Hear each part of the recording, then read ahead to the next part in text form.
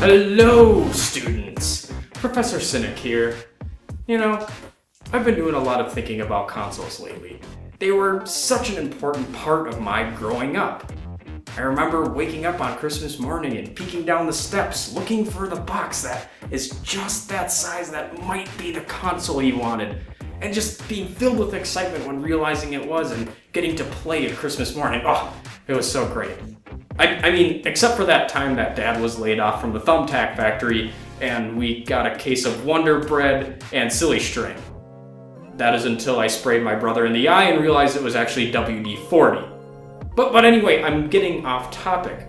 There's been a lot of buzz about consoles lately and whether the generation after next is going to be the last. Ubisoft CEO Yves Guillemot, well, whatever this guy is, he's the CEO of Ubisoft, and he thinks that after the next generation of consoles, that's going to be it. We're just going to be streaming all of our games.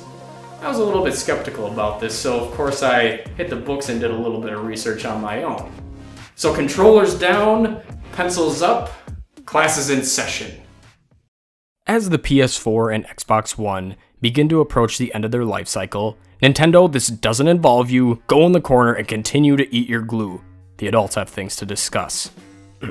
Anyway, as Sony and Microsoft's current generation of consoles begin to see the light at the end of the tunnel, naturally, the discussion of the next generation is brewing, and even more so now that Sony's announced that there will be a PS5. One piece of speculation that is of particular interest to yours truly is whether or not the upcoming generation will be the last generation of consoles. This debate recently gained some media attention after Ubisoft CEO Yves Guillemot had an interview with Variety. This is what he had to say. I think we will see another generation, but there's a good chance that step by step we will see less and less hardware. With time, I think streaming will become more accessible to many players and make it not necessary to have big hardware at home. There will be one more console generation, and then after that, we will be streaming, all of us. It is going to help the AAA game industry grow faster. We have to work on the accessibility of those games to make sure they can be played on any device. But the fact that we will be able to stream those games on mobile phones and television screens without a console is going to change a lot of the industry.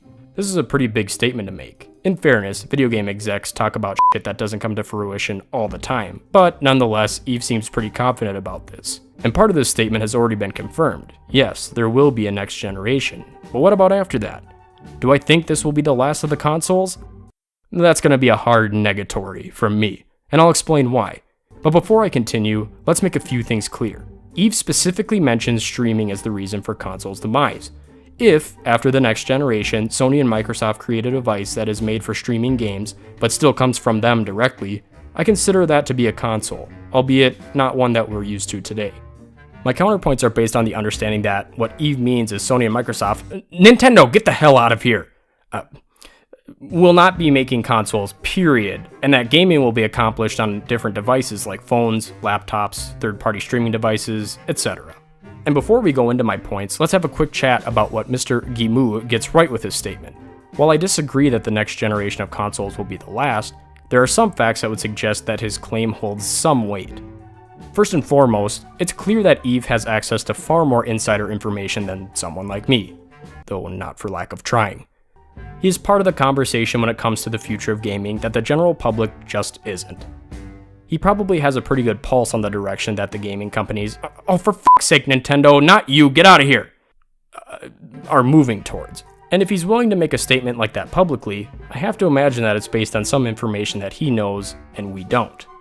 Second, we cannot deny the popularity of digital game sales. According to a report released by the Entertainment Software Association, in 2016, digital sales accounted for 74% of revenue in the industry, and the industry shows no signs of moving away from this trend. It seems pretty logical to me that the next step gaming companies will try to make is to push more streaming of games, and we already see this happening. And lastly, video game companies, don't you dare make me get the gimp suit, Nintendo.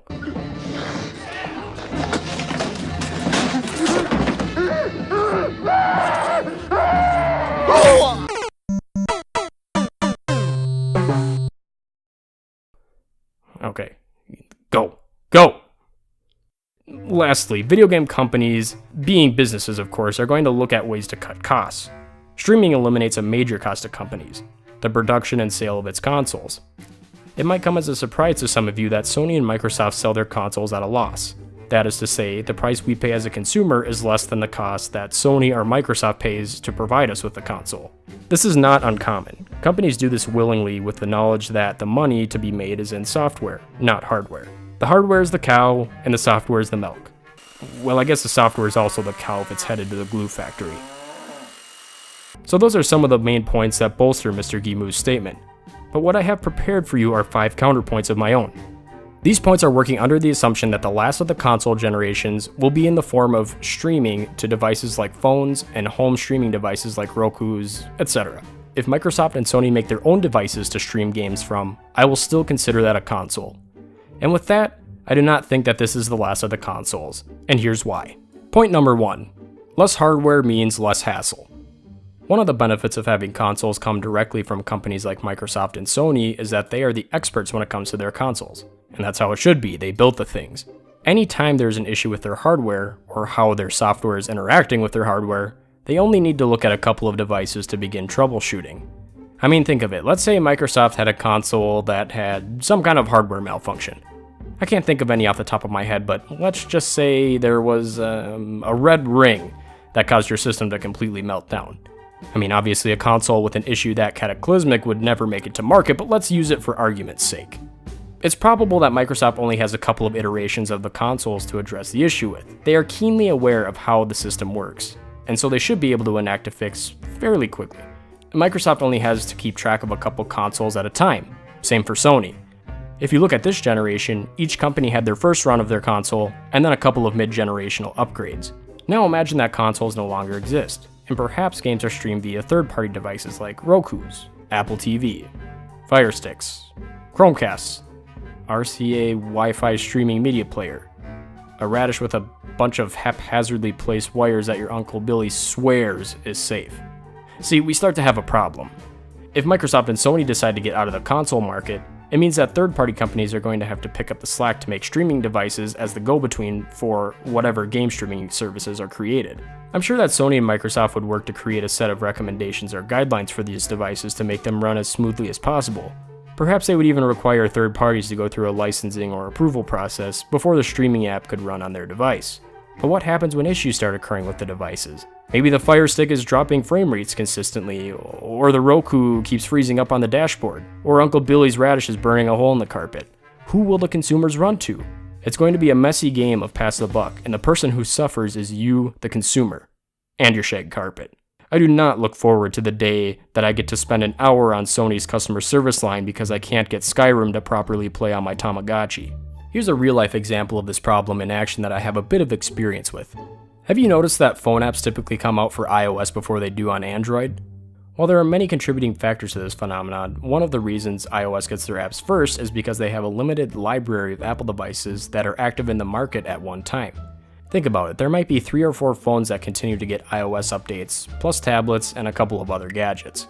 Developers simply have less factors to consider with their app because the pool of hardware that it will go to is small. Let's look at Android on the other hand.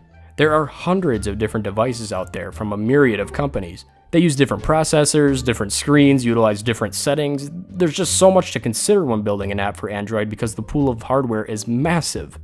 What I'm trying to say is, though it requires a lot of work to develop, market, sell, and maintain first-party consoles, it behooves these companies to do so because it creates a gated, cleaner experience for the customer. And happy customers are paying customers. These companies build the hardware, they know the hardware, and they know how to make the hardware better. Well, sometimes. Point number 2. No servers, no gaming. In the dystopian console-less future, games will be streamed, with most of the processing heavy work being completed by remote servers. But what happens when the servers go down? It means you don't get to play games, that's what. If Sony and Microsoft decide to move to a system where most of the work that consoles used to perform are now outsourced, it means that they're putting all of their financial eggs into one basket. Because in an online-only world, time offline means revenue lost. Keep in mind that servers need maintenance, and as I'm sure you've noticed, online servers like PSN and Xbox Live occasionally need to shut down in order for this maintenance to occur. Now, they try to do this at times where overall gaming levels are low. Even a couple hours offline during non-peak hours could result in thousands upon thousands in lost revenue. Now this could be mitigated to a degree if the games come as a subscription service, similar to Netflix. You pay a certain amount per month and you get access to all of Microsoft's games. So if there is a downtime, Microsoft is still getting your Washingtons despite being unable to use the service. But I think there's still plenty of money to be made by forcing consumers to purchase games outright, even if they are online. Maybe you make consumers who really want to play the game when it's released pay an additional fee upon release, and then it moves to the subscription library at a different time. Slimy bastards, I hope I haven't given them any ideas. Oh, who are we kidding? We already know they're planning something like this. Oh, f*** me. Point being, if they shut down the servers or they go down, that means that people probably won't have access to purchase those games, or purchase microtransactions. You get the point. And what if the servers go down unplanned? I mean shit. PSN outages are about as regular as my morning bowel movements after a pot of black coffee. That is to say, incredibly f***ing regular. Imagine an online service going down during a peak time like Christmas. Oh wait, that happened too. Yes, even today, outages cause problems. If Xbox Live goes down, I can't get my fix of having 11-year-olds informing me how good of a lay my mother was whilst hurling racial epithets at me. But at least I can play something like God of War, or even a COD campaign. COD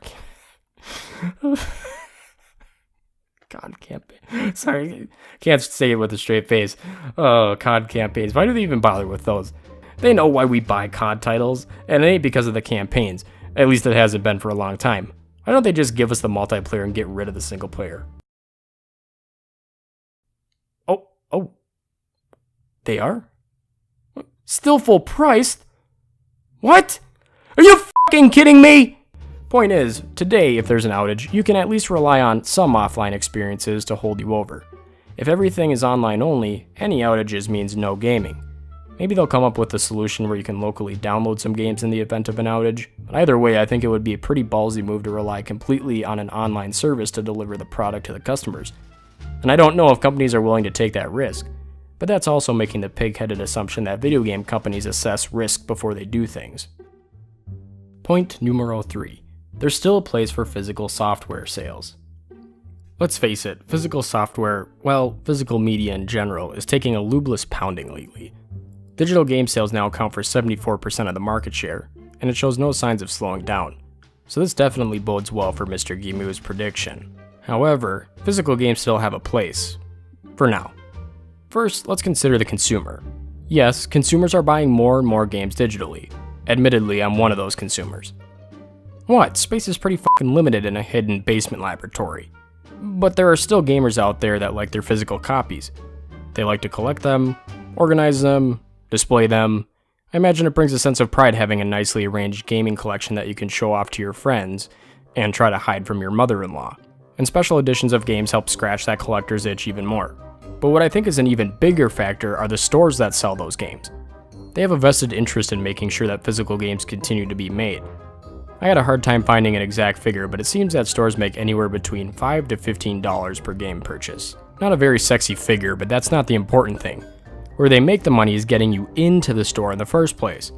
Getting a warm body into a store is the first step in attempting to bleed you dry like the corporate vampires they are. How many times have you walked into a store to buy a game and only walked out with a video game? For me, not so often.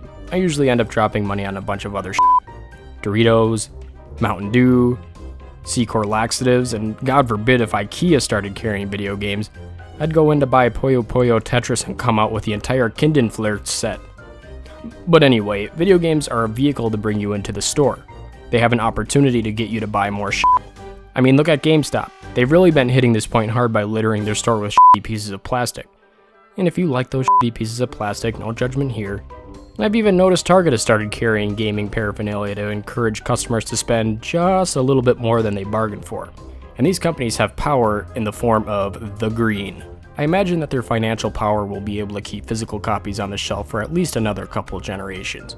And if there's physical games, it means there needs to be a physical console to play them. Point number 4, the advent of VR.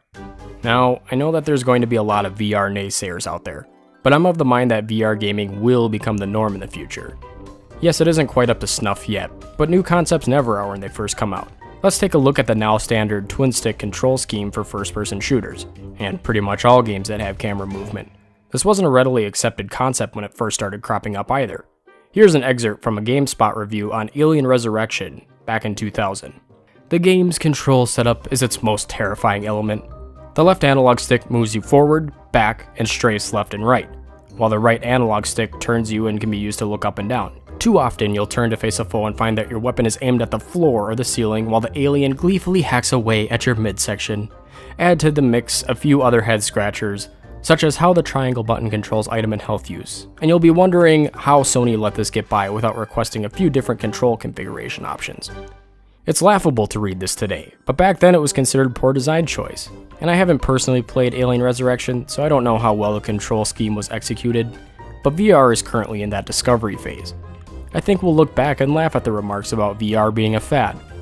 But on to my point, I think that VR is going to become more prevalent. If this is true, I don't think that a console-less gaming space will be able to facilitate this. If you recall my first point about many third parties creating streaming devices, I can't imagine that if Microsoft and Sony each have their own VR devices, that they're going to work with a fuckload of different pieces of streaming hardware. There's just too many considerations. I don't think Microsoft and Sony are going to want to make sure all of these streaming devices work with their streaming platform, while also ensuring it works with their VR devices. I just don't see it happening. And finally, point number 5, sexy hardware sells. I'm a firm believer that software is king. What I mean by this is, software is far more important to a console's success than the console itself. Look at the Wii U. The release library was pretty horrendous for the Wii U. And even after the initial release, it took plenty of time for the library to have a healthy stable of games. But it was too little too late. The Wii U, while having its supporters, will ultimately go down as a misstep for Nintendo. But the Wii U was not a particularly good console. It was very confusing for consumers what Nintendo's message was. Was it a portable device? What's the point of the tablet? Why does it feel like a Fisher-Price toy? Can we still play Wii Bowling on it? Conversely, let's take a look at the Nintendo Switch. Yes, Nintendo, it's your turn. Come on out. Oh, I think I scared him off. But the Switch, it was exciting to see that first trailer for it. It was like nothing I've seen before on a console. Yes, a Zelda game at release was an exciting prospect, but I was more interested in how the damn thing functions. It just looks so sexy, for a lack of a better term. Now, in practice, the Switch has its flaws, which you can see me review here. Make sure you subscribe, smash that like button, and smash that bell. Buy that merch, buy that merch, buy that merch, buy that merch, buy that merch, buy that merch, buy that merch. But it wasn't the software that sold me on the Switch, it was the attractive new design that drew me in. What gets you excited for a new generation of consoles? Sure, the game trailers with updated graphics help, but it's almost always accompanied by the reveal of the console itself.